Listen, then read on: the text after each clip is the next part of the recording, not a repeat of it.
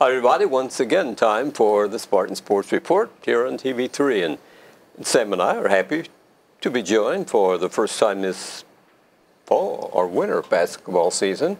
Kerry Brown, head coach. Kerry, welcome. Thank you. Good to be with you Glad guys. to have you. Good to be here. You're dressed with a red shirt on, so that kind of... Just school attire. Wore black a little bit in the morning. Okay. And as I was telling you guys before, and wore the red to support the Spartans. Go Big Red. That's right. The black was kind of I didn't say anything until I got here and told you guys, but we're supposed to be trying out today and not, so that was my morning today. I wore black. Well, I can understand that you're supposed but wanted to support the Spartans as well. So you should be someplace else instead of here. Because, as you mentioned, the ISSA rules and regulations say this is the time of the year that you begin official practices ready for basketball. Well, we were gearing up for it, and right now we're going to be delayed for hopefully just a week, and we'll get back at it on the 16th and get in there. This virus is really causing a lot of problems, isn't it? Yeah, but what do you do about it? I mean, yes. We tell the kids all the time, control the controllables. Well, this isn't something that we can control, so just control the things that you can. And, when you get a chance to work out. You need to have a positive attitude. Do those things that you can control. And adversity is part of basketball. It's part of school. It's part of life. Sure. This is a little bit of adversity that's been thrown our way. And, we can respond. We can choose how we respond to it, and we need to respond in as positive manner as possible. What can the kids, the basketball players, what can they be doing now? Anything? Well, the weather's real nice out there. I hope some of them are running or maybe going to the park and playing, but that's up to them. Okay. I'm not directing them to do anything. Yes. I sent them some video from last season. I said, this is what we want to look like.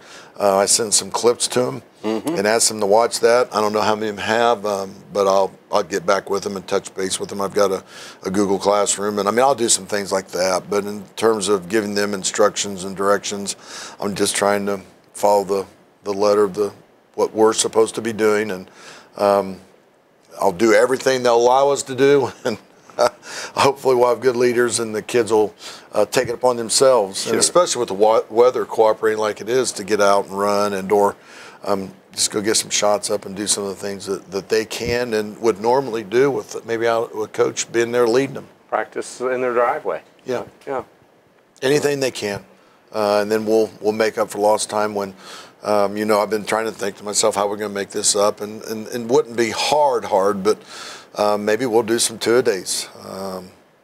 Come in and shoot in the morning so we get the shooting out of the way, and then have normal practice of the evening. But so I'm thinking how we're going to flip this and how we're going to get things, caught up and ready, and we'll see what happens.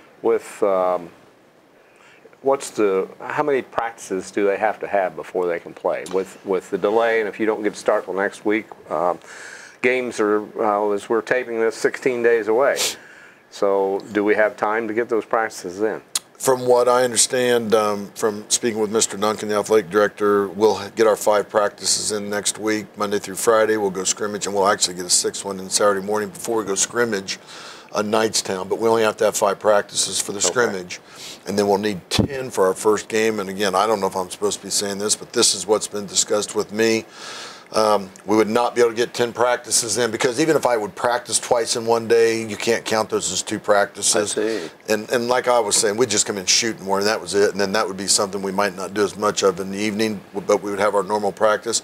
But we've got to have 10 practices before our first game. So if we get 6 in Monday through Saturday, then go scrimmage, and then that'd give me Monday, Tuesday, Wednesday, and we're trying to play, and we wouldn't have our 10 in. So we would practice, if I'm getting that right, Thursday, which is Thanksgiving Day. And again, I don't know if Brent showed this with anybody else. There's been discussions about the game would be moved to Friday then from Wednesday. Hopefully I'm not saying something I wasn't supposed to, but that's what the discussion is right now between Union County and Connersville, to move the Wednesday game to Friday, because of we would be able to get 10 practices in, but we'd have to have our 10th practice on Thanksgiving Day. I see. And chances are... And then we'd play Delta on Saturday. Chances are we're not going to have many fans in the stands anyway. Probably not under the current Unfortunately. guidelines. It's either, at the most, it's going to be family members, and at the least, it's going to be only essential personnel, and somewhere in between is just mom and dad. I know I just heard from Plainfield today, and it's only moms and dads. They're not even letting siblings in or grandparents. So grandma's upset, and you know, I like to go watch them when I can, and I won't be able to do that as of right now. So hopefully things will change. You know, it could change daily, weekly, but hopefully things are going to change for the good, and that's how I'll approach it. The important thing is that the kids get to play. Whether there's anybody there to watch them or not, for them not to get to play at all, that's going to be tough. Yeah, and I agree with you. If mom and dad and siblings and fans can't go, at least the kids and the coaches can have that opportunity and that experience. But it's going to be different. You know, the norm at our home games, and even when we travel so well, it's going to be different. And let's hope that at some point in time, like I say, we return to what we know more of the normal is. And I don't know if or when that'll happen, but it's going to be different this year, and we just have to, you know, move and work with it. Our crowd's always been a big part of it. That kids feed off that. You can see it. Our crowds are second to none, both home and many times when we're on the road, we have a bigger crowd than the opponents do. You guys know that. You're there in attendance. Yes. And our kids know that they're there as well. So, again, but that's not anything we can control. That's up to other people that are setting those guidelines. So, again, my message to our kids will be, you know, control the controllables and don't take anything for granted. Because, you know, last spring, the spring athletes didn't get to have their season. So, you know, that'll be another early message. Just take nothing for granted. You know, do the things that we need to do. Wash up, back up, mask up, you know, both at school and when you're in the community, so that we can have our season. Don't take it for granted that we're going to have that game, that opportunity to practice. Things can change week to week, day to day. I believe they can, and I'm hoping for the better. It all depends on how the people in the county are reacting, in a way, as far as masking and social distancing. Yeah, you know, our positivity rate's up. We're probably not doing everything that we can do. If you listen to the people on the media, we can do a better job. And I think our kids are. I think our schools are doing a good job of limiting the spread at schools. I just think it's when our kids leave school, it's when they go out into the community, that we're not doing as good a job as we can do. So, you know, we need to step it up there. The people in the community and the people at school need to continue doing the good job that they're doing and get it back in a acceptable rate. I don't have numbers, but I've heard that a lot of the nursing homes have a very high positivity rate.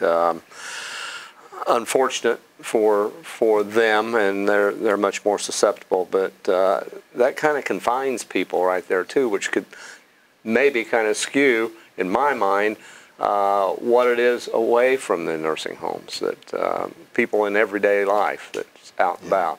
I understand exactly what you're saying.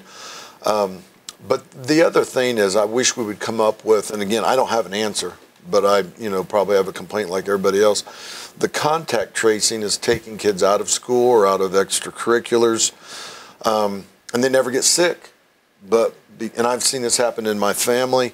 There has to be a better answer, a better way to do the contact tracing, but I don't have the answer, and I just hope someone figures it out so that we're not putting kids out of school for 14 days, 14, I guess, test-free days where they're not testing positive and missing all those opportunities at school or extracurricular activities. Yeah, we like the extracurricular, and we're talking about that, but just as important, if not more important, is the instruction time, that they're the one on live instruction time in the classroom, which has to be much better than over a computer. But so many kids get put out because they sat by someone, but both people had their mask on, and I'm not a health official, but again, they never do test positive for the virus, and then they're out for 14 days, whatever it is, two weeks and 10 days, whatever it is. I don't even know, and I hope I don't get it myself. I don't want it, but you know, I'm trying to be cautious. I wore my mask in here tonight. Asked you if I needed to have it on the air right now, and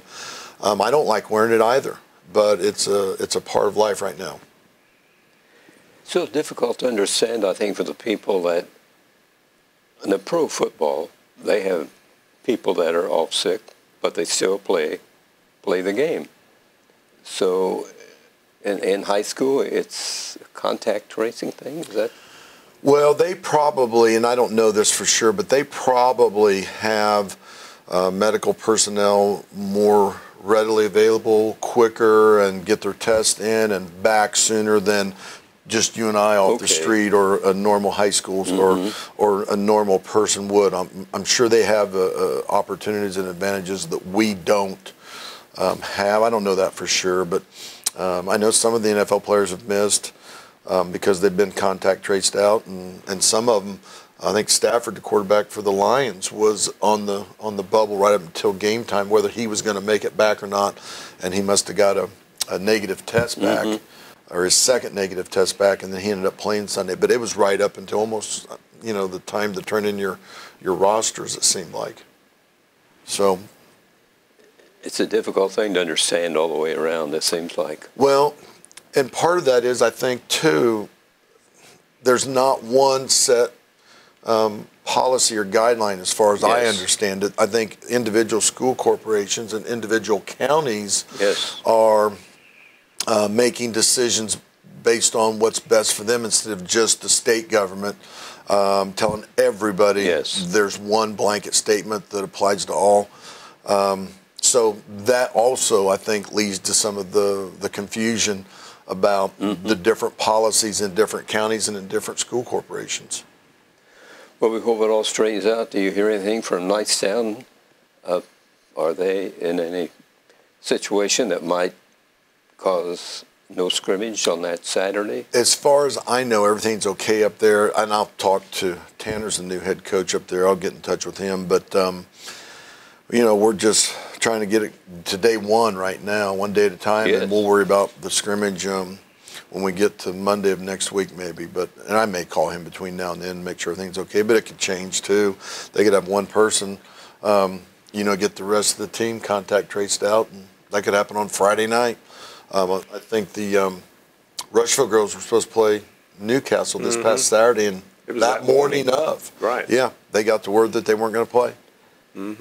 It's we had a crew en route, basically. Union County, as far as we know, are normal, or I haven't heard anything from that direction either. So, right. Well, they on the map with the colors, I think they're in pretty good shape. Good. So, let's hope that continues, and let's hope we get there as well. It rubs off on us. It's these are trying times, and a season like no other is on the brink. It will be. It is. It's just, you know, again, control the controllables, and the things that we can and the things that we can't get caught up in it. Then, of course, you have to be concerned about the officials. Are you going to have those guys show up, and are they going to be healthy? We're normally worried about them anyway, aren't we? Just one more thing now, but they'll be okay. Those guys take good care of themselves. Yes. And, you know, with the way the games are going, I mean, there might be enough cancellations that shortage of officials won't be a problem. There'll be guys looking for games because their game got canceled. Sure. It's rescheduling. Rescheduling and having several games a week if we have to. And Brent did mention that, you know, if we can get officials on that Friday night to reschedule. And I would assume we can. I know there's a few games. I think I used to scout Newcastle and maybe Mount Vernon, I can't remember for sure, but I think I'd just go up and scout on that Friday night after Thanksgiving. I don't think there's that many games. I think you should be able to find an official. Back in the day when Fran was on the radio, that on Friday night after Thanksgiving we'd travel to Columbus take on the Bulldogs in a conference game. Columbus North, yes. Yeah. Mm-hmm. Well, it was just Columbus back in those days. It was just Columbus back then, No, yeah. Columbus East and Columbus North. But, And that was the Friday afterwards. Friday yes. afterwards. And I really like to have some practice in between games early in the year. Sure. And then later in the year, having double headers is fine. But what that would do, in essence, is if we play Friday, Saturday, there won't be much of an opportunity to correct anything between Friday, Saturday as far as practice and what we did wrong. We'll come in and have a walkthrough, but that will be different and not how I would normally want to approach games early in the year. I would like to have a number of practices in between. You were going to have start practice last week or whatever, and tryouts and that type of thing. Do you know the kids that are coming? That we had a sign-up meeting, and they come in and give me their shoe size and their travel gear size, and it's an indication who's going to try out. So I had that information, and then we had had 2 workouts the week where things got shut down on Thursday. We had worked out on like Tuesday, Wednesday, and we were supposed to have had a workout on Thursday, and I think everybody had been eliminated from the state tournament, so I saw everyone had got into the gym that week once or twice.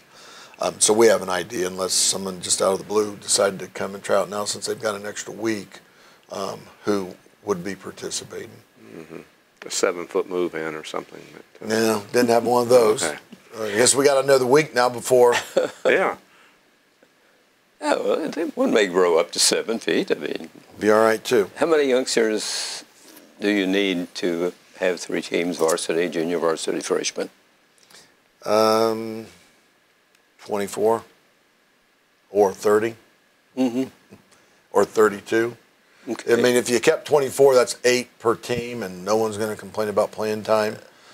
Sure. But Is that it's well, that's not enough to scrimmage 5-on-5 in practice, which Right. we don't do a whole lot of anyway. But I mean, you could get by with 8 on a team. That'd be 24 bodies. I don't know. We're going to have a meeting with the coaching staff after this tonight, and I'm going to talk to them. Are we going to keep the same number? I think an ideal number to keep for a varsity and JV is 18.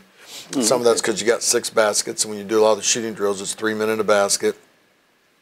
But do we keep more because of the chance of COVID and contact tracing out?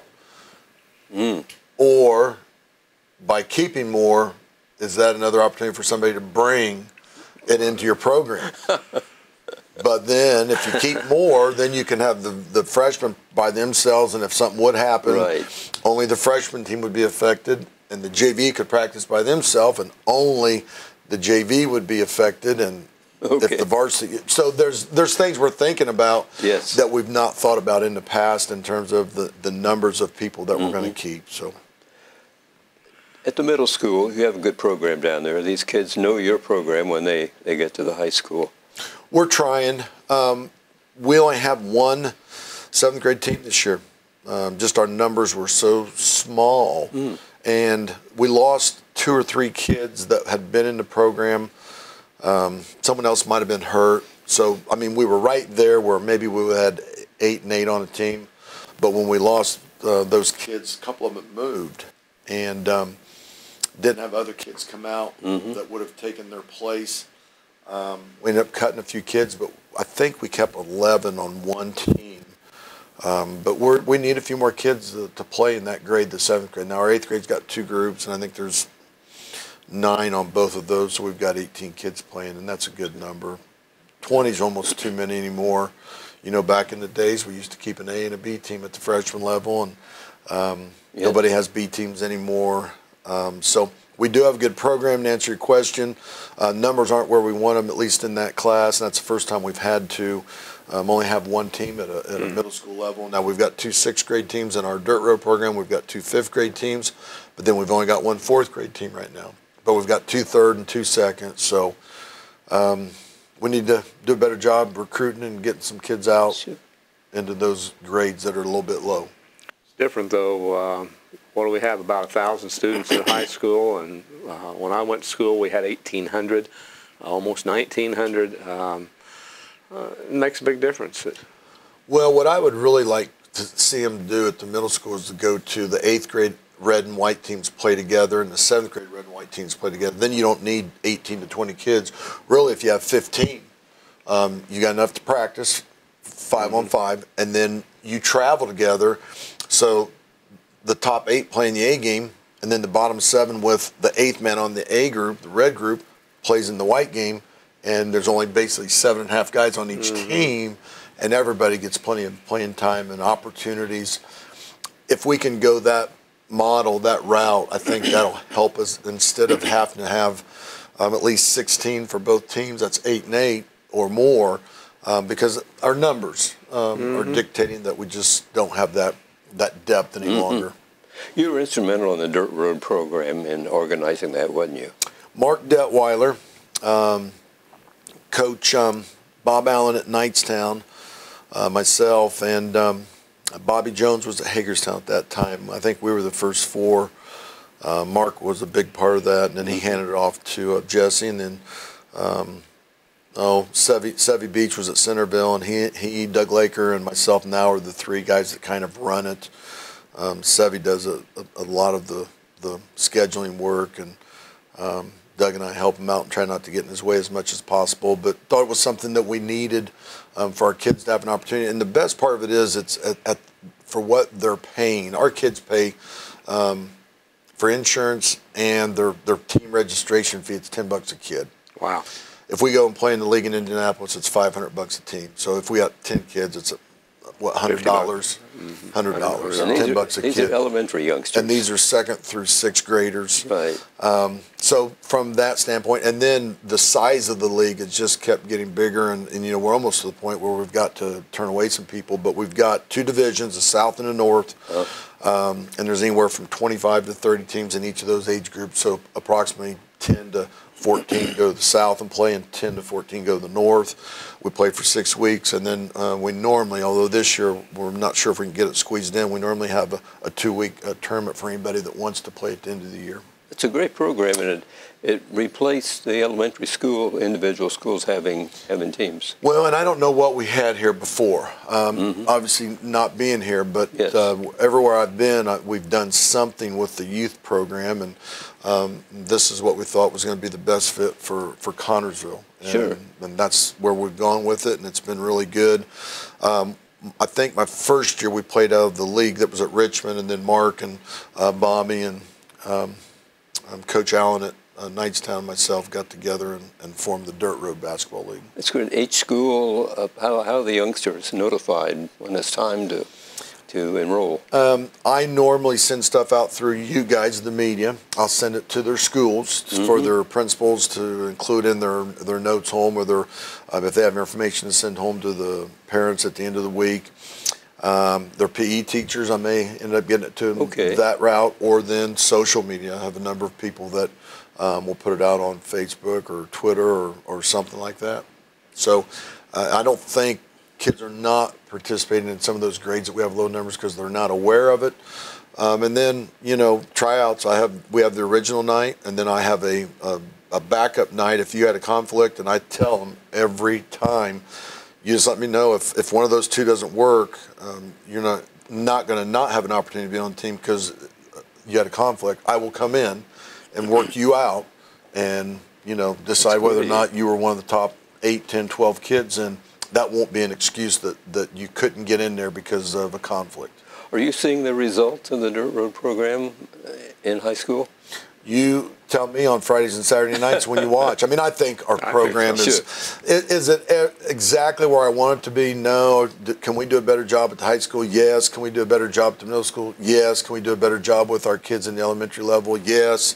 I'm the only person that there is to blame for that. I want it to be even better than it is. I think we're doing a good job, but I think there's more that we can do to grow our program and our kids here at home. What are some of the teams, other schools you play in the Dirt Road program? Well, we go as far east as National Trail, I want to say, and maybe Eaton and Ohio are in our league. We go as far south as Rising Sun, Switzerland County, down there on the river. We go as far west as New Palestine. Shelbyville are in our league. And then we go north up to Newcastle, Greenfield, Obviously, the Hagerstown, the people like that are in it. So, I mean, it's a pretty good area. And 40, 70 is kind of the line. And if you're, south, you're playing into that southern group, so travel's not as bad. And if you're north of 40, 70, then you're playing with the northern group of teams. It's a great program. You're to be congratulated because these kids have to be doing something at that age. Well, thanks. It's just something we thought we needed, and we pursued it, and it's been a good. We think it's been a great opportunity for, and that was the other part. It was founded by high school varsity coaches, not people. That's why it's so affordable. It wasn't created by people looking to make money. It was created by people trying to provide opportunities for our kids. Sure. Versus the leagues that you would pay $500 for your team to go play in Indianapolis. How many games do they play? They will play 2 games every Sunday for 6 weeks, and that used to be 9, but we added the tournament, which was 2 more weeks. But right now, because we've got so many teams, and then some of the schools couldn't host as they have in the past, we're not sure we can squeeze the tournament in as part of the league. But like Connersville's individual teams could host a tournament like that in February. So we run basically from November to the end of January. Great. I want to give a final wrap on area football, high school.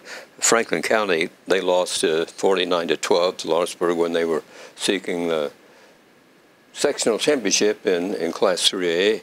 And Newcastle, that took the Spartans out in the second round, they lost 49-20 to Mount Vernon as they were going for Class 4A. So that's takes care of the area football teams. We don't have anybody in the running longer, but that's the way it is. Mount Vernon's ranked number 1 in the state, and I don't know what Lawrenceburg's ranked, but I know I always see on Twitter they've got Purdue, one of the MAC schools out of Michigan, and Miami that are contacting their kids. They're really talented. They are. They're really good, and I know 3 of those kids play basketball as well. That's why I follow them, and I'm aware of that. But Patel, Yoon, and the Craig kid all have D1 football offers, or they're flirting with them. And they all play basketball for them as well. You're facing them late in the season? Yep. And then maybe again in the tournament. It will be okay. They come here this year. Yes, last year we had the light power outage. We had the power outage down there last year. They just kept going out. And then Coach Cutter's the coach down there now, so we'll welcome him back. Hopefully give him a good welcome back to the Spartan Bowl. And yeah, that was quite a night, quite an experience. I'm sure that was enough of that, wasn't it, Sam? Yeah, we don't want to do that too often. Right. Yeah. But I hate sending it back to studio for music. That's all part of the game, and that was unfortunate that we had to be there on that night. Well, Coach, it turned out all right. Yeah, it turned out great. Great win for the Spartans. Wonderful. So we're hoping the Spartans can get underway here and not have a lot of interruptions as the season progresses. But who knows? And so I know you will have the kids ready to go and everything work out instead of before Thanksgiving, after Thanksgiving, looks like right now. We're going to do our best. When we get our hands on the kids and they get in there, we're going to work hard. We're going to demand they have a positive attitude. I bet you're going to have some practices that will go down to history as. We're going to try to put a good product on the floor, and our goals will remain the same. We want to win the conference. We want to win the sectional. We want to be the best team we can be by the end of the season. And as you say, the season is just the warm-up for the tournament. We play a heck of a schedule. Didn't get any easier. I mean, with Noblesville took the place of Muncie Central, and the Kokomo tournament this year, we're going to play Valpo right out of the gate, and we'll play the winner-loser of South Bend Adams and Warren Central, who are both top 10 teams. So. Got your work cut out for you. You realize? We'll have plenty of opportunities. Coach, thanks a million. Sam and I are always happy to have you with us, and we hope this is one of many times during the season that you stop by at TV3 and join us. Thanks for having me, guys. Appreciate it. Kerry Brown, our coach tonight, folks. Thanks for watching this edition of the Spartan Sports Report. We always enjoy having you with us. Have a nice night.